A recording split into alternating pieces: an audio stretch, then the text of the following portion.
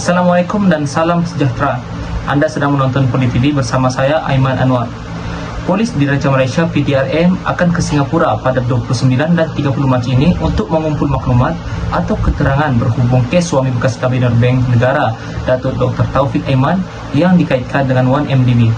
Pengarah Jabatan Siasatan Jenayah Komersial JSJK Bukit Aman Muhammad Kamarudin Muhammadin berkata, Jabatan Hal Ehwal Komersial CAD Singapura bersetuju pasukan penyiasat PDRM ke negara itu. Dia berkata, siasatan kes itu melibatkan keterangan di Malaysia serta Singapura dan CAD sebelum ini memberikan kerjasama dengan berkongsi maklumat atau dokumen secara on intelligence basis dengan pegawai penyiasat JSJK. Kertas siasatan polis telah dirujuk kepada Jabatan Peguam Negara AGC di Putrajaya pada Oktober lepas dan arahan diterima daripada AGC untuk PDRM mendapatkan keterangan di Singapura yang boleh diterima oleh mahkamah di Malaysia. Ekoran arahan ini, JSJK telah berkomunikasi dengan CAD untuk pasukan penyiasat PDRM pergi ke negara itu mendapatkan maklumat lanjut bagi membolehkan polis mengemukakan permohonan di bawah Akta Bantuan Bersama dalam Perkara Jenayah 2002 melalui AGC. Menurutnya, dalam kenyataan malam tadi, Muhammad Kamarudin berkata, pihak berkuasa di Singapura telah memberi persetujuan untuk pasukan penyiasat PDRM ke negara itu pada Disember 2021 dan Februari lepas, namun tidak dapat dilaksanakan atas beberapa faktor.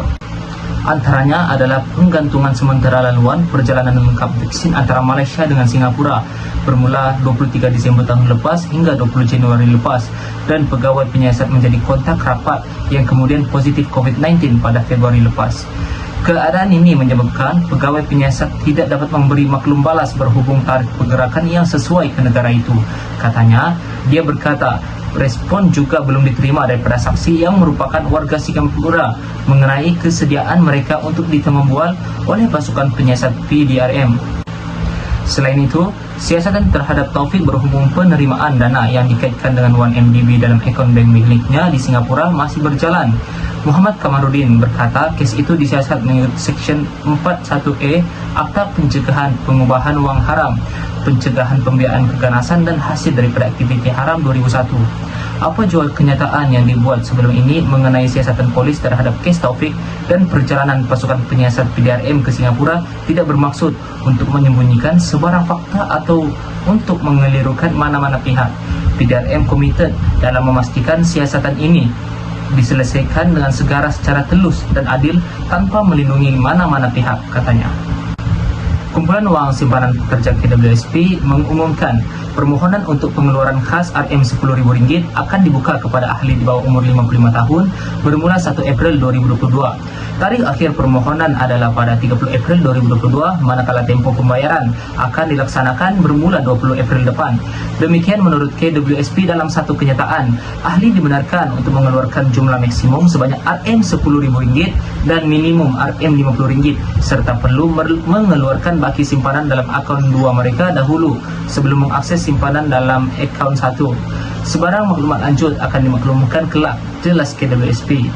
Perdana Menteri Datuk Seri Ismail Sabri Yaakob dalam satu siaran media khas hari ini berkata, kerajaan membenarkan pengeluaran khas caruman KWSP itu bagi meringankan beban keluarga Malaysia yang masih terkesan susulan pandemik COVID-19. Kerajaan sebelum ini membenarkan pengeluaran caruman KWSP melalui 3 stream, iaitu Air Lestari, Air Sinar dan Air Citra bermula RM101 bilion melibatkan 7.34 juta pencarum sejak pandemik COVID-19 melanda negara 2 tahun lepas. 3 program pengeluaran khas KWSP itu merupakan pengeluaran prapersaraan yang diperkenalkan sebagai langkah sementara bagi membantu kelangsungan hidup ahli dalam menempuh impak pandemik COVID-19 semasa Perintah Kawalan Pergerakan. Beralih kita kepada berita sukan luar negara. Liverpool merapatkan jurang dengan pendahulu Liga Perdana Inggris Manchester City kepada hanya satu mata selepas Diego Jota dan Roberto Firmino mencetus kemenangan 2-0 ke atas Arsenal di Emirates. Skuad kendalian Jurgen Klopp memanfaatkan keputusan seri tanpa jaringan City ketika menantang Crystal Palace untuk memastikan persaingan merebut kejuaraan musim ini bertambah sengit. Arsenal memulakan permainan dengan baik dan berpeluang mencatatkan gol awal, tetapi Alisson Becker beraksi cemerlang menyelamatkan percubaan Martin Odegaard. Liverpool kini memenangi 9 perlawanan Liga berturut-turut, menjaringkan 23 gol dan hanya dibelosi 2 kali. Selepas ketinggalan 14 mata di belakang City pada 15 Januari, Liverpool kekal fokus memburu kemenangan untuk gelaran kedua mereka dalam Liga musim. Kemenangan ke atas Watford pada perlawanan Liga seterusnya 2 April nanti akan membuka ruang untuk Liverpool meletakkan diri mereka lebih dekat dengan kejuaraan menjelang pertembungan penting menentang City kendalian Pep Guardiola di Etihad pada 10 April. Kami mengharungi tempoh yang baik. Ia apa yang kami perlukan. Kami satu mata di belakang tetapi ia masih sama. Kami perlu memenangi perlawanan. Ia lebih baik ketinggalan satu mata berbanding 14. Tetapi dalam 10 tahun, adakah anda fikir orang akan berkata anda patut bangga kerana mendapat tempat kedua? Sudah tentu tidak. Kami sedar kami mempunyai kumpulan yang istimewa di sini dan kami cuba mendapatkan hasil terbaik dalam setiap keadaan, kata Klopp. Sementara itu, Harry Kane mencipta sejarah Liga Perdana Inggris dengan jaringannya ketika kemenangan 2-0 Tottenham di Brighton. Selepas Christian Romero membuka jaringan pada menit ke-37, Kane menambah jaringan untuk gol Liga ke-95 dirinya di tempat lawan, jumlah tertinggi dalam sejarah kejohanan itu. Penyerang England itu turut mengatasi rekod Frank Lampard dalam senarai penjaring terbanyak di Liga Perdana Inggris melonjak ke tangga kelima pada 178 gol. Beralih kita kepada berita sukan. Penyandang juara Lee Zijia memulakan kempen mempertahankan kejuaraan seluruh England dengan langkah kanan apabila mudah menjinakkan bintang Jepun Kenta Nishimoto dalam perlawanan pusingan pertama. Dalam aksi di Utilita Arena Birmingham, England yang menyingkap tirai pada Rabu, Zijia yang tampil dengan status permain pilihan ke-6 kejuaraan mudah mengatasi Nishimoto yaitu 21-16 dan 21-17 dalam aksi baku 3 minit. Turut sama memulakan kempen langkah kanan adalah pasangan berugul lelaki utama negara, Aaron Chia Song Woo-ik yang tenang mengatasi cabaran Christopher Matthew Grimley dari Scotland. Jago perseorangan lelaki negara Lee Zijia mengingatkan rakan sepasukan agar tidak leka dengan kejayaan bersejarah muncul juara kejohanan badminton berpasukan Asia buat kali pertama di sini pada hari Ahad. Pemain nomor 7 dunia itu berkata, ini kerana kebanyakan pasukan menghantar barisan kedua mereka berbanding Malaysia yang membariskan skuad utama pada edisi 2022 yang berlangsung di pusat konvensyen Setia City di sini sejak Selasa lepas. Kuala Lumpur. Percubaan Maxwell Silva yang terkena tiang pada minit ke-8 jelas mengubah segala-galanya buat Johor Darul Takzim JDT pada aksi final Piala Malaysia sebentar tadi. Pengendaliannya Benjamin Moram menyifatkan mereka tidak memiliki tuah apabila percubaan terbabit digagalkan tiang gol dan perlawanan akhirnya menjadi milik KL City. Perlawanan seimbang tetapi kita tidak menang dan tidak dapat menjaringkan gol. Tahniah kepada KL City FC. Kita cuba memecahkan pertahanan KL City pada babak pertama tetapi kita tidak dapat berbuat demikian. Percubaan kita terkena tiang dan selepas itu perlawanan berpihak kepada KL City FC, kata Moram. Terdahulu, impian Johor Darul Takzim JDT untuk mengekalkan trofi Piala Malaysia di Bumi Selatan berkecai apabila dikejutkan KL City menang 2-0 pada aksi final Piala Malaysia ke-100 tahun di Stadium Nasional Bukit Jalil. Turun sebagai pasukan pilihan, skuad Harimau Selatan bagaimanapun terpaksa akur apabila dua jaringan pada babak kedua menerusi Zafri Yahya dan Paulo Josu menjulang KL City pada kemuncak itu. Kemenangan itu membolehkan skuad warga kota mengucapkan selamat tinggal kepada penantian 32 tahun untuk memenangi Piala Keagungan itu yang juga gelaran keempat mereka selepas kali terakhir memenanginya pada tahun 1989. Lebih manis, bukan setakat mengesahkan kejuaraan tanpa sebarang kekalahan dalam kempen Piala Malaysia, malah mereka juga meraih tiket ke Piala FC pada musim depan. Seterusnya, berita global. Moskow.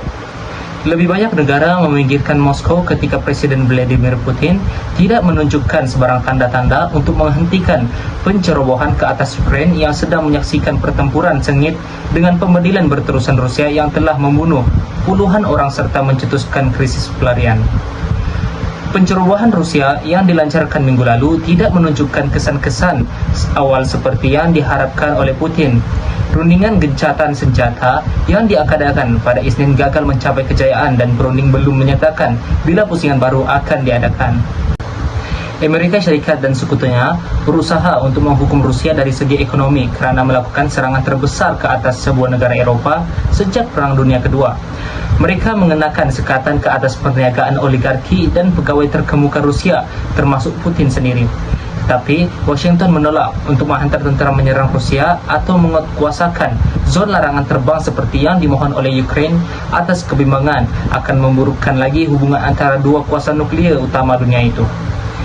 Amerika Syarikat dan sekutunya sebaliknya menjanjikan bantuan ketenteraan kepada KYIV ketika Presiden Volodymyr Zelensky memberi amaran bahwa ibu kota itu berada di bawah ancaman berterusan. Bagi musuh, Kiev adalah sasaran utama, kata Zelensky dalam message video. Kami tidak akan membiarkan mereka memecahkan pertahanan ibu negara dan mereka menghantar pensabotaj. Kami akan menghapuskan mereka semua. Zelensky berkata Rusia yang menganggap tindakannya di Ukraine sebagai operasi khas menyasarkan loji jana kuasa haba yang memekalkan elektrik ke Kiev, sebuah bandar dengan 3 juta penduduk. Kumpulan hak asasi manusia dan duta Ukraine ke Amerika Syarikat menuduh Rusia menggunakan bom cluster dan bom vacuum. Amerika Syarikat berkata ia tidak dapat mengesahkan penggunaan bom-bom itu. Presiden Amerika Syarikat Joe Biden mengelar Vladimir Putin sebagai penjenayah perang susulan tindakan rakan sejawatnya dari Rusia itu ke atas Ukraine. Biden ketika bersama wartawan di White House pada Rabu berkata, "Oh, saya rasa dia seorang penjenayah perang." Selepas pada mulanya menjawab tidak kepada soalan sama ada beliau bersedia untuk menggelar Putin sebegitu. Ia kali pertama Biden menjenamakan Putin secara terbuka dengan frasa sedemikian. Minggu lalu, semasa lawatan ke Poland, naib Presiden Amerika Syarikat Kamala Harris berkata, Rusia harus benar-benar disiasat untuk potensi jenayah perang. Setiausaha Akbar White House, Jen Psaki kemudian menyatakan Biden bercakap dari hati sambil menyatakan terdapat proses undang-undang berasingan untuk menentukan sama ada Putin melanggar undang-undang antarabangsa serta melakukan jenayah perang. Malah proses itu sedang dijalankan di jabatan negara. Terdahulu, Biden berkata Amerika Syarikat menawarkan Ukraine RM4.2 bilion bantuan keselamatan susulan rayuan mendesak Presiden Ukraine Volodymyr Zelensky kepada Kongres Amerika Syarikat untuk bantuan ketenteraan bagi menangkis pencerobohan Rusia. Beliau berkata Amerika Syarikat akan terus memberikan senjata kepada Ukraine untuk melawan dan mempertahankan diri, menawarkan bantuan kemanusiaan dan menyokong ekonomi negara itu dengan bantuan keuangan tambahan. Package baharu ini dengan sendirinya akan memberikan bantuan tidak pernah berlaku sebelum ini kepada Ukraine dan termasuk 800 sistem anti pesawat. Kata Biden ia untuk menghentikan serangan ke atas Ukraine oleh pesawat dan helikopter Rusia. Biden berkata, atas permintaan Zelensky, Washington akan membantu Ukraine memperoleh tambahan sistem anti pesawat peluru berpandu jarak jauh dan Amerika Syarikat juga akan memberkakan 9.000 sistem anti perisai, drone serta 7.000 senjata kecil seperti mesin gun, senabang patah dan pelancar bom, tangan yang akan membantu orang awam untuk berjuang mempertahankan negara mereka. Lebih banyak akan datang karena kami mendapatkan stok tambahan peralatan yang kami sedia untuk memindahkannya, katanya. Dana baharu diumumkan itu akan diambil daripada undang-undang perbelanjaan yang ditandatangani Biden yang menjadi sebahagian RM57 bilion bantuan baharu kepada Ukraine. Terdahulu, Rusia dan Ukraine masing-masing menekankan skop baharu untuk dikompromi memandangkan rundingan damai ditetapkan untuk disambung semula 3 minggu selepas serangan Rusia setakat ini gagal untuk menjatuhkan kerajaan Ukraine. Biden meningkatkan sekatan ke atas Rusia dalam beberapa hari kebelakangan ini. Beliau merasa penggantungan status dagangan Rusia yang memberikan produk diekspor dengan tarif lebih rendah di arena antarabangsa dan mengumumkan pengharaman ke atas minyak Rusia serta impor tenaga lain. Dalam pada itu, di Moskow, Kremlin menyatakan frasa digunakan Biden yang merujuk Putin sebagai penjenayah perang susulan operasi ketenteraannya di Ukraine sebagai tidak boleh terima dan tidak boleh dimaafkan. Sekian daripada saya. Wabillahi taufiq wal hidayah. Assalamualaikum warahmatullahi wabarakatuh.